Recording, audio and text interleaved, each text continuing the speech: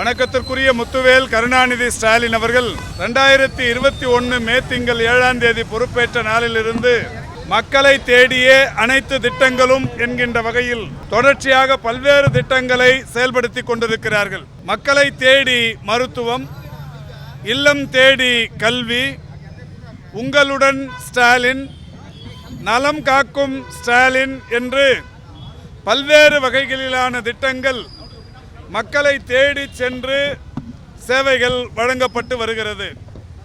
அந்த வகையில் மாண்புமிகு தமிழ்நாட்டின் முதலமைச்சர் அவர்களால் இன்றைக்கு புதிதாக தொடங்கப்பட்டிருக்கின்ற திட்டம்தான் முதலமைச்சரின் தாயுமானவர் திட்டம். இந்த முதலமைச்சரின் தாயுமானவர் திட்டத்தின் கீழ் தமிழ்நாட்டில் இருக்கிற 34,809 ரேஷன் கடைகளிலிருந்து அந்த கடைகளுக்கு உட்பட்ட 70 வயதை கடந்த முதியோர்களுக்கும் மாற்றுத்திறனாளர்களும் அவரவர்களுடைய அந்த ரேஷன் பொருள்களை ரேஷன் கடைகளுக்கு சென்று வாங்குவதில் மிகப்பெரிய அளவிலான இடையூறு இருந்தது. பெரும்பகுதியான 70 வயதை கடந்தவர்களுக்கு அவர்களுடைய கைரேகைகளில் பிரச்சனை இருக்கும். கடைக்கு சென்று பொருள்களை காத்திருந்து வாங்கி வருவதற்கு அவர்களால் இயலாத சூழலும் இருந்து வருகிறது.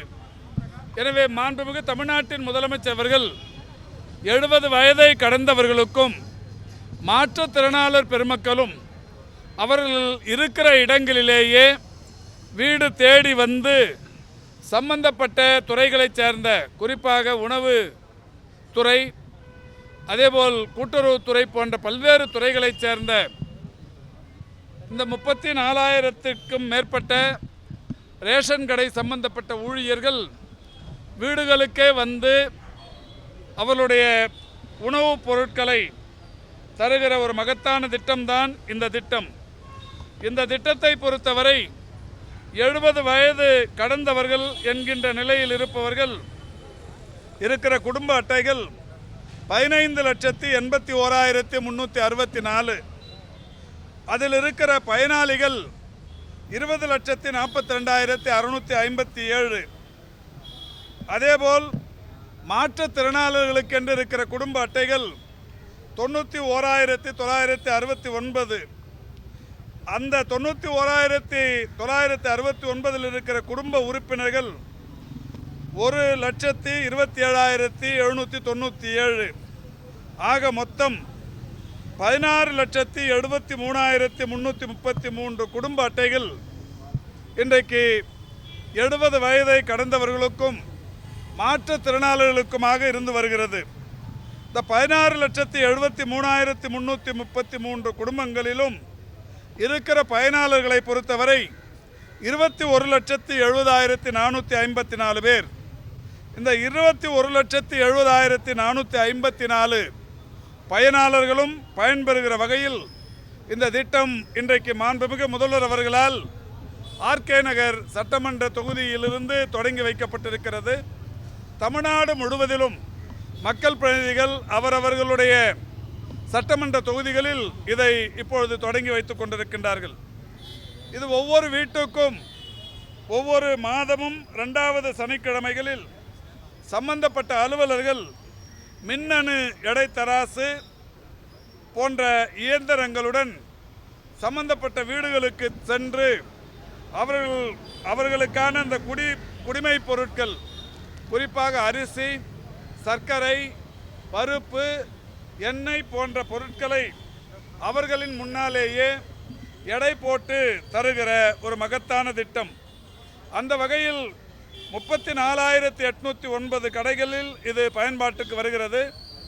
தென்சென்னையை பொறுத்தவரை தென்சென்னையில் இருக்கிற ஒட்டுமொத்த குடும்ப அட்டைகளின் எண்ணிக்கை 9,64,774.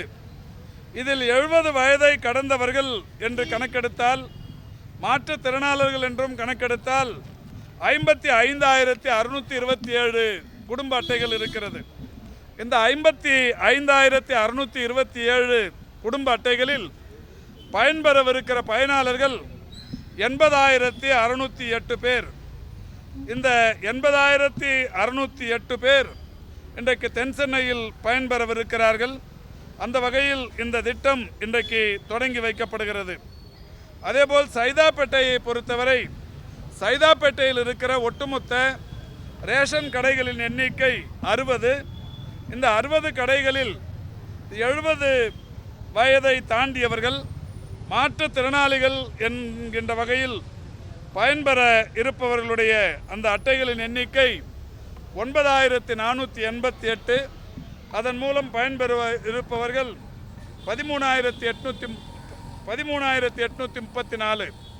ஆக தென் சென்னையில் 13,834 பேரும் பயன்பெறுகிற வகையில் இன்றைக்கு இந்த திட்டம் தொடங்கி வைக்கப்பட்டிருக்கிறது. மாண்புமிகு தமிழ்நாட்டின் முதலமைச்சர் அவர்கள் ஒட்டுமொத்தமாக தமிழ்நாடு முழுவதிலும் 34,809 கடைகளின் மூலம் 16,73,333 குடும்ப அட்டைகளின் வாயிலாக 21,70,454 பயனாளிகள் பயன்பெறுகிற வகையில் இந்த மகத்தான திட்டத்தை, மனிதநேய திட்டத்தை, மகத்துவமிக்க இந்த திட்டத்தை இன்றைக்கு தொடங்கி வைத்திருக்கிறார்கள். அந்த திட்டத்தை இங்கே சைதாப்பேட்டையில் ஒரு 3 குடும்பங்களுக்கு நாங்கள் நேரில் சென்று தந்தோம்.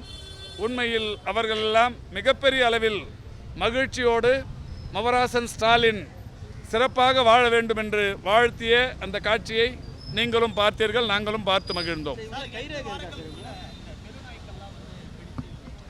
இது எவ்வளோ பெரிய ஸ்கீமு, தெருநாயகி தான் போயின்னு இருக்கேன். அது கோர்ட்டெலாம் சொல்லியிருக்கு, நிறைய போயின்னு இருக்கு. இந்த திட்டத்தை இன்னைக்கு என்னம்மா, ஆமாம், கைரேகை வைக்கணும். இந்த அவங்களோட வீட்டுக்கு போனோன்னே அவங்க அட்டையை கொடுப்பாங்க. அதுக்கான இயந்திரத்தை, மின்னணு இயந்திரத்தை எடுத்துகிட்டு போகிறாங்க.